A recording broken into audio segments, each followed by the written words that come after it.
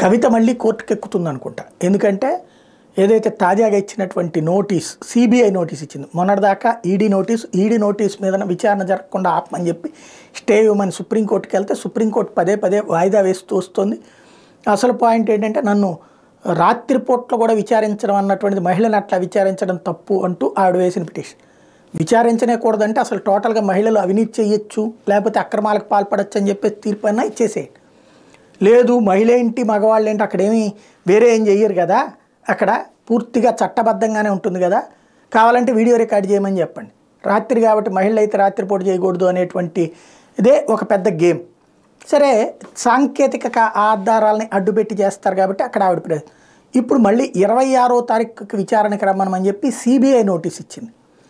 మళ్ళీ ఇప్పుడు దీని మీద కూడా సుప్రీంకోర్టుకు వెళ్ళడానికి కవిత సిద్ధపడుతోంది. ఓవరాల్గా చూస్తే ఇక్కడ బీజేపీ వాళ్ళకు ఒక పెద్ద మైనస్ ఏంటంటే ఇంతకుముందు ఆమెను అరెస్ట్ చేయకపోవడం వల్ల దెబ్బతిన్నారు. ముందు వాళ్ళే అరెస్ట్ అని ప్రకటించి ఈ దఫా వాళ్ళు ఎవరు నోరు మెదపట్లేదు. ఈ దఫా అరెస్ట్ చేసి తద్వారా నిరూపించుకుంటారా చూడాల్సి ఉంది.